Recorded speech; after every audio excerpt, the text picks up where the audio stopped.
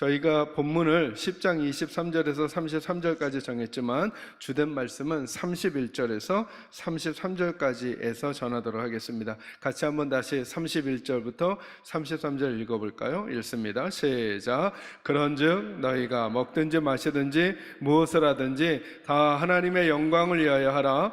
유대인에게나 헬레인에게나 하나님의 교회에나 거치는 자가 되지 말고 나와 같이 모든 일에 모든 사람을 기쁘게 하여 자신의 유익을 구하지 아니하고 많은 사람의 유익을 구하여 그들로 구원을 받게 하라. 아멘. 어떻게 하면 우리가 영향력 있는 사람들로 존재해서 하나님 앞에서 행복한 믿음의 삶으로 다른 이들을 섬길 수 있게 되는가에 대한 이야기를 오늘 본문을 통해서 여러분과 좀 나누려고 하는 것입니다. 오늘 본문을 23절부터 33절까지 정한 이유는 23절부터 30절까지는 어떤 내용이 나와 있느냐 하면 우리가 살아갈 때, 믿음으로 살아갈 때 민감한 상황들이 많이 일어난다는 것입니다.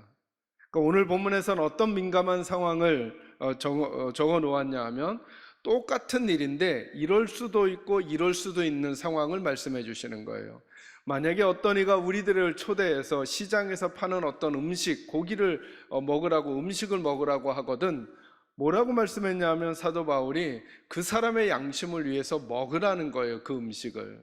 그런데 이런 경우는 또 먹지 말라는 거예요. 근데 그 사람이 이거는 우상에게 드렸던 그 음식이야 라고 하는 걸 말하거든 또 먹지 말라는 거예요. 자, 그러니까 아주 쉽게 접근하면 이거예요. 우상에게 드렸던 음식은 먹어도 됩니까? 먹으면 안 됩니까?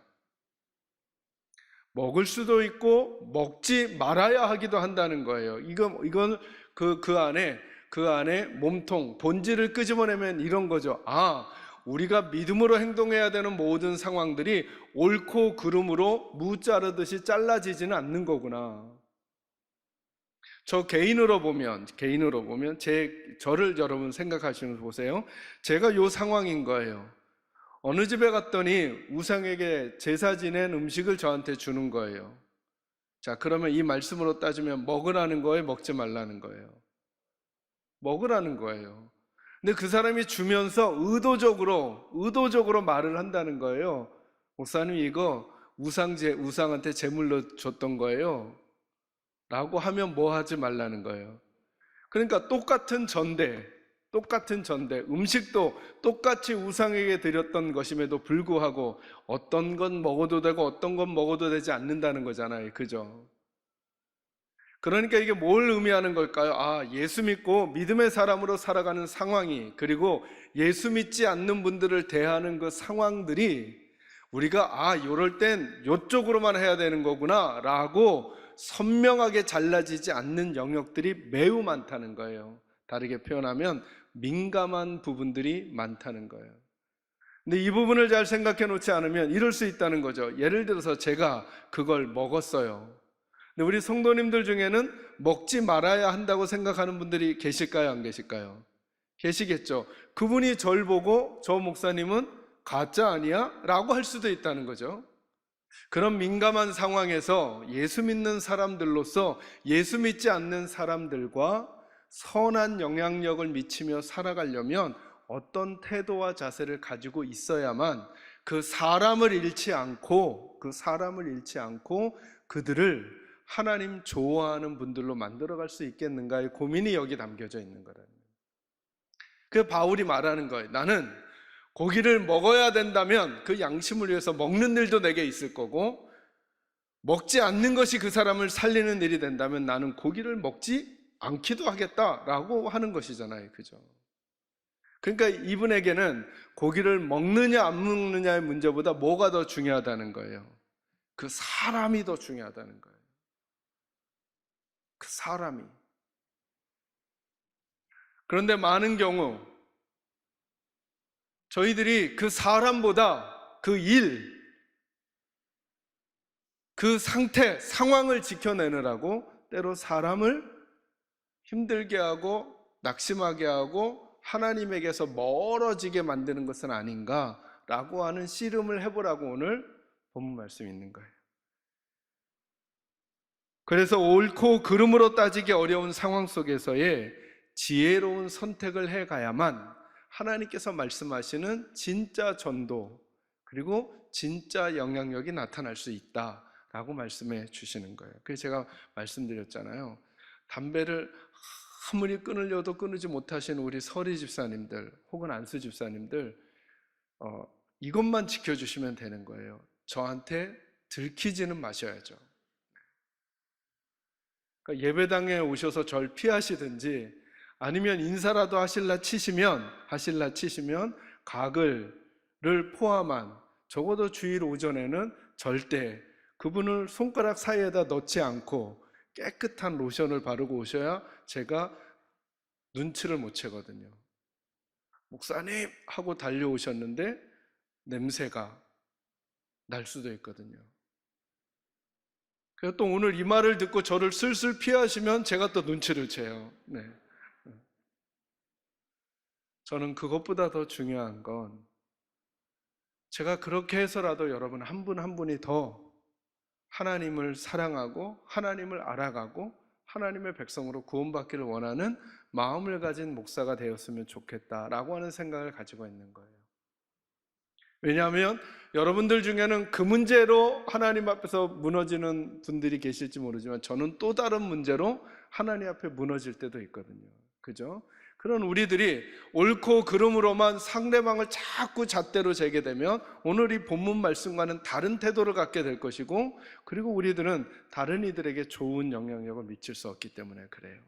어떤 태도를 가져야 되는가? 오늘 본문에서 세 가지 말씀으로 여러분에게 정돈해 드리도록 하겠습니다. 31절 같이 읽습니다. 시작. 그런즉 너희가 먹든지 마시든지 무엇을 하든지 다 하나님의 영광을 위하여 하라. 아멘. 여러분 31절에서 제일 중요한 단어가 뭐예요? 하나님의 영광을 위하여 하라는 거예요. 그런데 그러기 때문에 중요한 단어가 나타나죠. 그 앞에 있는 한 글자, 한 글자라고 제가 강하게 말씀드려요. 한 글자. 다. 거기다 동그라미 쳐놓은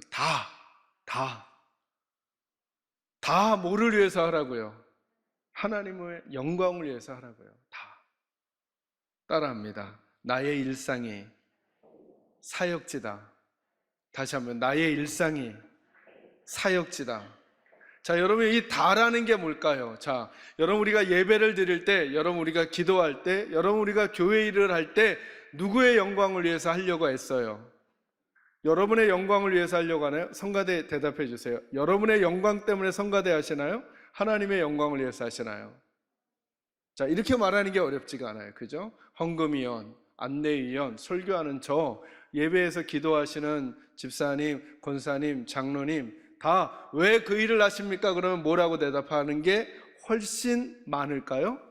하나님의 영광을 위하여. 맞아요? 틀려요? 이렇게 하시는 것이 맞죠? 하나님의 영광을 위해서 해야죠.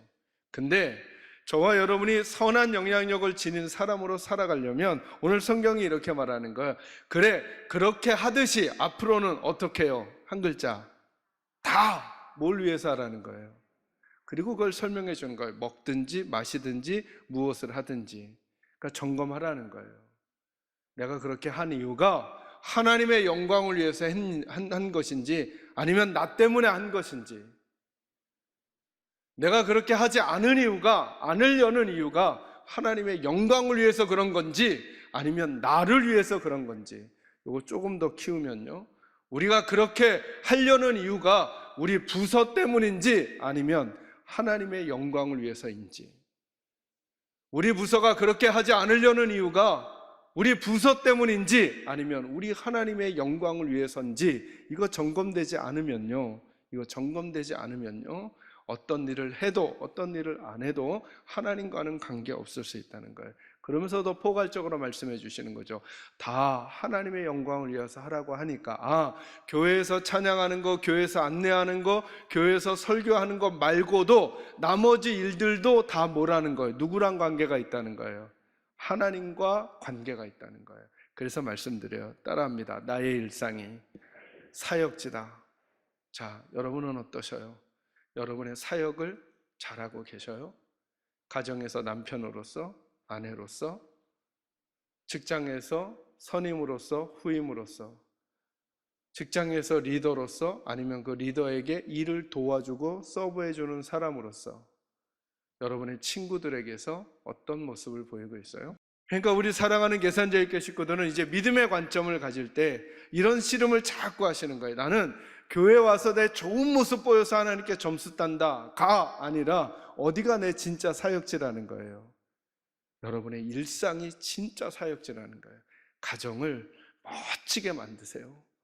여러분의 생업을 멋지게 만들어 가도록 씨름하세요. 그러면 여러분의 가정과 여러분의 생업과 여러분의 일상을 멋지게 만들어 가시려고 하면 예배당 오시고 그리고 예배 드리시고 교회 와서는 뭐에 힘쓰게 될까요? 하나님께 뭘 받는데 힘을 쓰시게 될까요?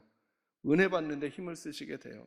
여러분, 그래서 예배당에 오셔서는 하나님의 은혜 받고 돌아가셔야 한다니까요. 여기 와서조차도 하나님의 은혜 받지 못하잖아요. 그러면 저기서 이길 수가 없어요. 여러분, 이 패턴 절대 잊지 마세요. 예배당을 향하실 때마다 나는 하나님 앞에 일하러 간다가 아니라 뭘 받으러 간다? 은혜 받으러 간다. 그리고 꼭 은혜 받으셔야죠. 그래야 남편을 대할 힘이 생기죠. 그래야 아내를 대할 힘이 생기죠. 그래야 그 어려운 환경 속에서도 하나님의 백성의 표정과 태도를 버리지 않을 수 있는 힘이 생기죠. 근데 그 힘이 예배당에서 예배 드릴 때 내게 주어지지 않았는데 어떻게 그렇게 살 수 있어요? 스데반은 어떻게 돌을 맞고도 그런 표정 지을 수 있었을까요? 사도 바울과 신라는 어떻게 감옥에 갇혔어도 노래를 할 수 있었을까요? 여러분, 그들의 결단 때문일까요? 안 돼요, 여러분. 결단 가지고는 그들 속에 있었던 은혜가 그들을 견디지 못하게 만든 거예요. 진짜 저와 여러분이 샘내야 하는 건 뭐냐 하면 스데반에게 주어졌던 그 은혜가 뭐길래 그는 돌을 맞으면서도 그렇게 주님을 향해 아기 같은 얼굴로 주님을 바라볼 수 있었을까 하는 거예요.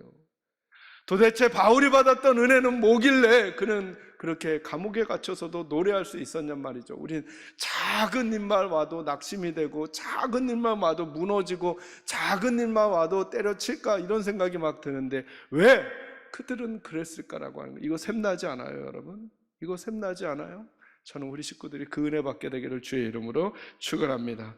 그래서 여러분의 일상이 목회자라는 거예요. 여러분의 실력은 교회에서 보이는 게 아니라 어디서 보여야 되겠어요? 제가 여러분과 대화 나누고 상담 나눌 때 여러분의 가정 얘기, 여러분의 자녀 얘기, 여러분의 직장 얘기, 여러분이 살아간 얘기를 들을 때 와, 우리 집사는 진짜 멋지네 라고 하는 거 들려요. 지금은요, 지금은 다 멋져 보이셔요. 다.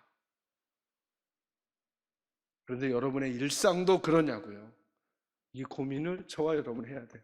이거 안 되면요, 이거 하게 되려고 하나님 앞에 예배 드릴 때 예배 시간 허송 시간으로 보내지 마셔요. 주일날 허송 시간으로 보내지 마세요. 꼭 은혜 받고 돌아가세요. 그리고 그곳을 하나님 앞에 아름다운 사역지로 풍성하게 만드시는 우리 식구들이 되기를 주의 이름으로 축원합니다. 32절 34절 있습니다. 시작. 유대인에게나 헬라인에게나 하나님의 교회나 거치는 자가 되지 말고 나와 같이 모든 일에 모든 사람을 기쁘게 하여 자신의 유익을 구하지 아니하고 많은 사람의 유익을 구하여 그들로 구원을 받게 하라. 아멘. 아멘. 따라합니다. 나의 존재가 전도가 되게 하자.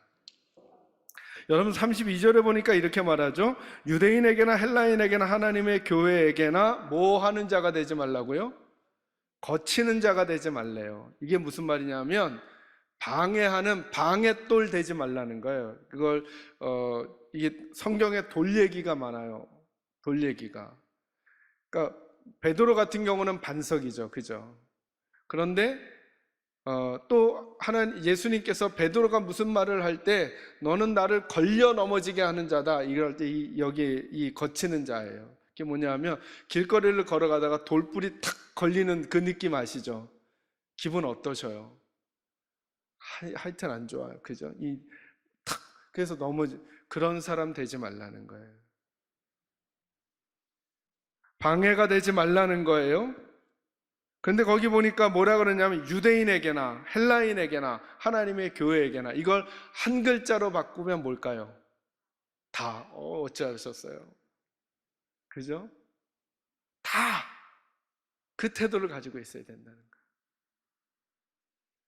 목사님께는 걸림돌이 안 되려고, 목사님께는 거치는 자가 안 되려고 하는데 다른 분에게 거치는 자가 되게 한다거나, 아니면 다른 사람에게는 거치는 자가 되지 않으려고 하는데 다른 집사님에게는 거치는, 이러지 말고 하나님의 교회나 유대인에게나 헬라인에게나 한 글자로 다 뭐가 되지 말라고요?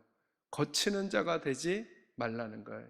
이걸 우리식 표현으로 바꾸면, 그러니까 우리의 존재가 뭐가 되도록, 전도가 되도록 하라는 거예요. 어떻게 하든 주변을 행복하게 만드는 거죠. 여러분, 믿음은 생각을 바꾸는 거라 그랬잖아요, 제가. 전도는 누구나 할 수 있는 일이에요. 여러분, 생각을 꼭 바꾸셔야 돼요. 꼭 바꾸셔야 돼요. 전도는 전도지 막 나눠주고 이런 개념, 이런 것만 떠올리지 마시고 생각을 바꾸셔요. 전도는 누구나 할 수 있는 거예요. 전도는 억지로 하는 게 아니에요. 전도는 방법을 넘어서는 거예요. 진짜 전도는 전도지를 나눠줄 때 나눠주는 전도지 때문이 아니라 그 전도지를 쥐고 있는 사람이 더 중요해요. 사람이.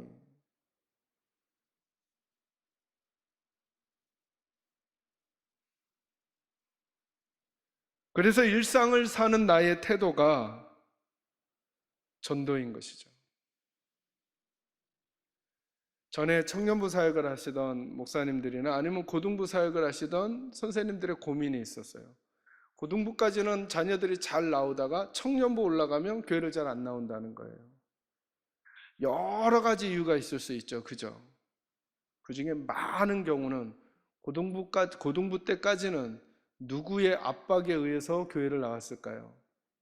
엄마, 아빠. 근데 고등부가 지나고 대학생이 되면서 머리 딱 커지고 엄마, 아빠가 믿었던 하나님을 나도 믿고 싶은 마음이 없다라고 들게 되면 더 이상 억지로 그 아이들은 우리 말을 듣지 않는 거예요. 엄마, 아빠는 수많은 전도를 했죠. 말로, 교회 주보로, 프로그램으로, 너 교회 가야 돼, 주일날 교회 가야 돼, 수련회 가야 돼, 뭐 가야 돼, 이거 다 통칭하면 전도지 수도 없이 준 거죠. 근데 아이는 그 전도지를 주었던 아빠의 태도를 기억하고 있는 거예요. 아빠의 일상을 보았던 거예요. 엄마의 일상을 보았던 거예요. 그리고 더 이상 엄마와 아빠가 다녔던 교회와 엄마와 아빠가 믿었던 하나님은 나에겐 없다라고 생각을 들게 한 건 아닌가 라는 생각을 해야, 이거 전도지 주지 말자는 걸까요? 아니죠. 이걸 주는 우리들의 존재를 그들에게 더 따뜻한 사람으로 만들어 줘야 한다는 거예요. 이 씨름이 우리에게 있어야 한다는 거죠. 우리 계산제일교회 전체로서 주변에 있는 분들에게 우리 교회가 교회임을 모르는 사람들은 주변에 아무도 없는 거죠. 그죠? 그런데 교회임을 말하고 있는 우리 교회는 어떤 사람들인가의 문제를 더 많이 고민해야 되는 것이 오늘 이 이야기라는 것이에요. 그래서 주님 말씀하시는 거죠. 유대인에게나 헬라인에게나 하나님의 교회에나 거치는 자가 되지 말라는 거예요. 그들이 하나님을 좋아하는데 하나님께 오는데 멈칫하게 만드는 사람 되지 말라는 거예요. 우리의 존재가 전도가 되도록. 쉽지 않은 일이에요. 그러나 하나님이 그런 꿈을 가지고 계시다는 거예요. 쉽지 않으니까 예배 시간에 은혜 받으셔야죠. 쉽지 않으니까 말씀으로 마음을 기경하셔야죠. 쉽지 않으니까 하나님 앞에 엎드려 도움을 청해야죠. 그래서 여러분, 우리가 하는 모든 행위들은 우리가 하나님을 위해서 하는 게 아니라 사실은 하나님의 기쁨이 되기 위하여 하나님께로부터 우리가 얻어야만 사는 존재임을 고백하는 거예요. 예배는 엎드리는 거예요. 그래서 기도는 엎드리는 거예요. 찬양은 엎드리는 거예요. 왜요? 하나님이 나 안 받아주시면 나 안 되니까. 그 힘이 있어야 지금 이 숙제를 풀어갈 수 있으니까. 다시 여러분들 하나님 앞에서 늘 엎드리시고 은혜 얻으시고 여러분의 존재가 전도가 되기를 주의 이름으로 축원합니다. 마지막 세 번째니까요. 다시 한번 33절 읽습니다. 시작. 나와 같이 모든 일에 모든 사람을 기쁘게 하여 자신의 유익을 구하지 아니하고 많은 사람의 유익을 구하여 그들로. 자, 마지막 세 번째네. 그러므로 우리가, 따라합니다. 우리가 전도지다. 우리가 전도지다. 이제 우리 존재 자체가 전도이면서 전도지도 우리가 돼야 되는 거예요. 전도지도 우리가. 그렇게 하는 제일 좋은 태도가 뭐냐면 누구의 유익을 구하지 않는다고요. 나의 유익을 구하지 않고 누구의 유익을 구하는 거예요? 남의 유익을. 그래서 우리 23절부터 30절까지 말씀이 이해되는 거죠. 바울이 왜 고기를 먹겠다고요? 바울이 왜 고기를 먹지 않겠다고요? 그에게 생각이 없어서가 아니고 누구를 위해서? 그 사람을 위해서, 그 사람의 양심을 위해서. 제가 가끔 들어요. 어느 장로님 제게 그러시는 거예요. 목사님, 저희 교회가 주차하는 공간이 멀어서 당신 일부러 일찍 와서 멀리 차를 대고 걸어오신다는 거예요. 제가 너무 감사하죠. 장로님이시니까 당연히 교회 옆에다가 대도 누가 뭐라 하시겠어요? 그런데 나를 위해서가 아니라 성도를 위해서. 제가 오늘도 지금 예배 올라오기 전에 제가 늘 주차장 때문에 마음 쓰니까 이렇게 보니까요, 저희 앞에 주차장이, 그러니까 교회 옆에 주차장이 몇 대가 비어져 있는 거예요. 그죠? 예배 시간이 다 됐음에도 불구하고 누군가 다른 이가 여기 가까이 대라고 먼 곳에다 대고 걸어오시는 손길들이 우리 식구들 중에 있는 거죠. 나의 유익이 아니라 다른 이의 유익을 위해서. 그리고 나서 한번 생각해 보면 맞아요. 그날 처음 예배당에 와서 교회 주차하고 교회 올라오려고 하는데 교회 주변에 주차장이 하나도 없어 몇 바퀴 돌다가 에이, 교회가 여기밖에 없어? 해서 다른 교회 가시면 다행인데 에이, 뭐 다음에 가지 하고 만약에 안 오시는 분이 있을 걸 생각한다면 그런 마음을 써주신 그분은 그것을 통해 다른 일을 하나님께로 연결해 주는 역할을 해주고 계시는 거잖아요. 작고 큰 일을 구분하는 게 아니라, 그래서 내가 할 수 있는 수준에서 어떻게 남의 유익을 구하는 사람이 될 것인가. 어떤 이는 더 많은 부분을 할 수도 있고 어떤 이는 작은 부분을 할 수도 있지만 그건 각자의 사정과 형편에 따라 각자의 분량과 능력에 따라 차이가 나는 것이라, 하나님은 여러분 아시죠? 하나님은 많이 했기 때문에 많이 주시는 게 아니라 하나님은 그 사람이 어떤 마음으로 했느냐로 그 사람에 대한 것을 보시는 거거든요. 저는 우리 계산제일교 식구들이 전도지가 되셨으면 좋겠어요. 그걸 예배당에서 훈련하는 거예요. 그리고 나가셔서 여러분이 전도지가 되어주셔서 꼭 우리 교회로 많은 분들이 안 오셔도 괜찮아요. 그죠? 그냥 여러분들이 우리 동네가 아니라 예를 들어서 부산에 가셔도 식당에 가셨는데 그 식당에서 여러분들이 정말 하나님의 백성의 티가 나는 모습으로 존재해 주시잖아요.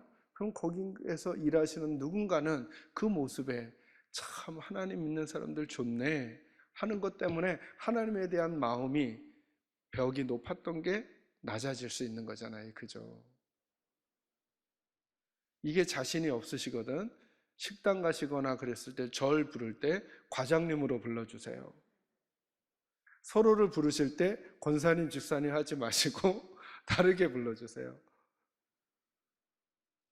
왜냐하면 그런 모습 하나하나가 저와 여러분이 진짜 전도하고 있는 자리라는 사실을 인식할 때, 오늘 지금 바울이 고민했던 이 고민이, 그리고 바울을 통해서 우리 하나님이 만들어 가시고 싶었던 성도들의 모습이 조금씩 다듬어질 수 있기 때문에 그렇습니다. 착하고 좋으신 우리 계산제일교회 성도 여러분, 여러분이 전도지가 되시고 여러분 존재가 전도가 되시고 여러분의 일상이 사역지가 되어 하나님을 기쁘시게 하는 삶이 되기를 주의 이름으로 축원합니다.